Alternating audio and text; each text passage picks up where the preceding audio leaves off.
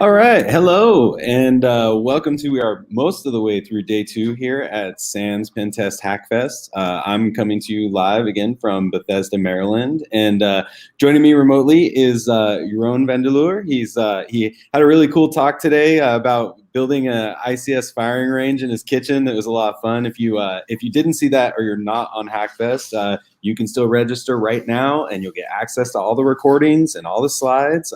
It's just sans.org/hackfest. It is a free virtual conference.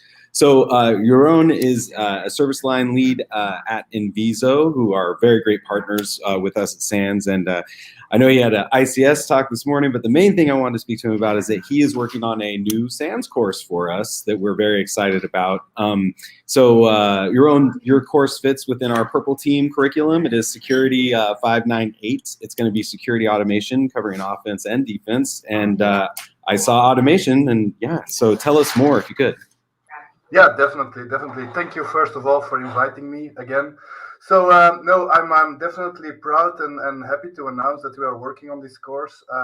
Security automation, well, I think it's a generic topic. Also, when I look at all those talks at the HackFest itself, a lot of those things are keeping up with the bad guys, but also the bad guys are automating in such a way that, yeah, it's not normal anymore. So we need to do something. And already the majority of organizations today, they have taken steps or they are looking into security automation. So these concepts nowadays, they are tackling some of our common problems, some of our common responsibilities or activities as cyber defenders, but also as adversaries. So the previous talk was about adversary emulation, which is also a way of automating, of course. So another example that I typically use is a SIEM, so a security incident and event monitoring tool, which gathers a lot of log events, a lot of log information. It will analyze it with predefined rules. And actually, user interaction is needed when an alert or when an alert happened. But in some cases, those alerts are you have so many alerts there that you need to automate certain things. Like, for example, combining it with threat intel and then enriching it with other data. And that's where security automation also can play a very important role. So I think in a lot of cases, the common activities we typically do as security experts or within cybersecurity are, a lot of those things are repetitive. Like, for example, a phishing mail, when you look at the body of a phishing mail, those are analytic things you are processing with your mind. And ideal, a computer is faster than you in analytically processing those things. So that's why also from that perspective, automation can help us greatly and can actually help us in responding faster into incidents, but also into the evolution of cybersecurity itself. I see nowadays, mainly 3 challenges. Like, first of all, the lack of resources. At this moment, the cybersecurity market or the cybersecurity professionals, that there's a big gap. We don't find a lot of resources to handle all those incidents. Penetration testers, they are asked everywhere. So cybersecurity is a hot topic, and finding the right resources there for handling all those activities at the moment, it's really a challenge. And also the retention of those people, meaning, like, if you need to do 100 phishing attacks a day, analyzing them, well, to be honest, I will not be, motivated to do that for my entire career. So there also automation to take away those repetitive tasks can definitely be a helpful resource. Another thing we now see is the size of your organization, the tools you are onboarding, the applications, and also all the security features available. Remember the days when you only had a firewall? It was great, but yeah, those days are gone at the moment. And so that's definitely also helpful for automation, that we can automate, combine, and orchestrate all those tools. That's and then cool. Last but not, sorry, go ahead. Sorry. Oh, I was just going to mention that you were talking about adversary emulation and tied with automation, and also defense and offense. So I was wondering how much and that's one of the huge benefits about Purple Team and Purple Team exercises, and adding automation to a lot of those tactics and techniques. is going to be extremely helpful. We're very excited about the course. Just in a general stance, how much of the course do you say sort of goes blue to the defense side and versus going red for the offense side? Well, that's an excellent question. And that is, of course, our ultimate goal, that it's 50-50. So 50 red, 50 blue, so that we have the exact mix for a decent purple color. But maybe I can illustrate it a little bit with the days we have in mind. So day one would be about security automation concepts, which typically is informing you about, okay, where do you need to automate? What are some of the typical triggers for automation? So really grabbing the concepts and giving you insights, okay, where can you automate and how does this fit within cybersecurity and within your current tooling? Then in day two, we are talking about security automation engineering. Like, how can you really engineer and develop those scripts and use tooling to automate certain things? It's, for example, Terraform, Chef, Puppet, PowerShell, Ansible. All those things are covered within that day. And then you have day three.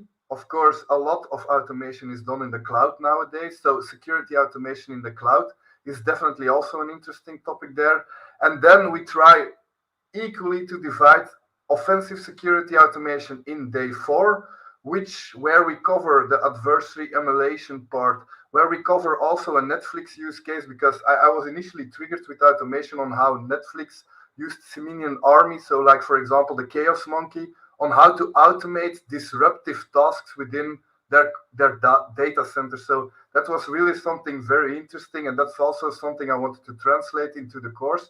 So from an offensive part there, Caldera, Splunk attack range, those things, MITRE ATT&CK, of course, are being covered there to do certain adversary emulations and automate certain attack techniques.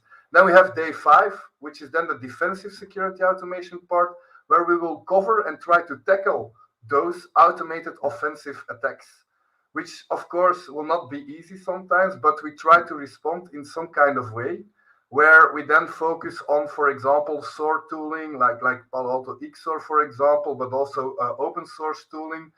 We will also talk about how PowerShell can help you with this. And actually, we are going to talk also about cloud, how to, with Azure functions, with Lambda functions, how you can develop a response script or a response, for example, for an infected server, how you can immediately take a backup, a snapshot, and stuff like that. So, and integrate it with threat intel. So we really try to cover a lot in this course. I also think that that's the differentiator. And from a blue and a red team part, we really try to make it 50-50, and we even try to link it to each other, which ideally then in day six will result in one awesome capstone where you only have to drink coffee and click on a play button, so the attack team can automate the attacks and the defense team can just automatically defend against. So, oh, that's gonna be fun. That's gonna be a fun day six, definitely. So I was gonna ask about cloud, because I think cloud will actually even make it into the title of the course. And you kind of already highlighted some of the points I wanted to go over, so that's awesome. And I think that it fits well. I love our Purple Team curriculum because it does cover such a wide range, and it's kind of the courses are perfect examples of, kind of our SANS promise of being able to apply what you learn in class as soon as you get back to your job. And, that's why also this course fits so perfectly within the Purple Team curriculum. So I guess just in closing, I'll ask about maybe some trends that you see in the security industry with regard to automation, and whether it ties to the course or not, just sort of your thoughts about it. Yeah, no, definitely. So, yeah, what we now typically see is that, of course, we have the Security Operations Center who are now heavily investing in automation. So we definitely see that the trend there is going forward. We see that a lot of responsive or playbooks that were first handled manually, that they are now being translated into automated playbooks, which are, and of course, it's more easier nowadays to translate it into a cloud environment because, you have all those functionalities now by default. So, for example, in a cloud environment, well, almost everything is accessible via an API call, meaning that you can programmatically set or get some values from that one. And we do see that's definitely a trend that within a cloud, because your cloud environment needs to be flexible, Secondly, it's probably also pretty big sometimes because you have all those different components working together and you have different teams managing your cloud environments. We see to increase security visibility and to have a certain baseline or compliance monitoring that their automation and definitely then automation in a compliant perspective can definitely help and benefit a lot of organizations. I'm thinking about what we cover in the course, for example, like Azure policies, AWS config rules, monitoring and responding on incidents or on misconfigurations through, for example, CloudWatch, coupled it with a Lambda function, and then with a CloudFormation template, we can fix on the spot issues. Same goes through Azure with Azure functions, logic apps, and policies. So I think, yeah, definitely overall, the trend is upwards, moving upwards, especially with the migrations toward cloud environments. But I'm also thinking about ransomware attacks where we need to move faster. So we need to respond faster. And there also automation can play a crucial role. So yeah, I think definitely there the trend is security automation. We see that in a lot of engagements we now have, but also in a lot of studies that are coming out nowadays.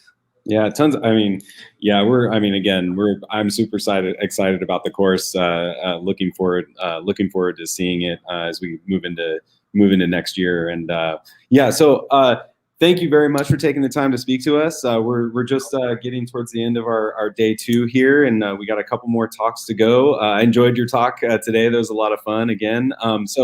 Thank you everyone online for joining us. If you haven't, like I mentioned, register for HackFest. You'll have access to all these videos and slides and cool information. And yeah, so enjoy the rest of the show. Jeroen, have a good evening. Thank you very much for taking the time to talk to us, and we'll see everyone later. Thank you. Bye, everyone.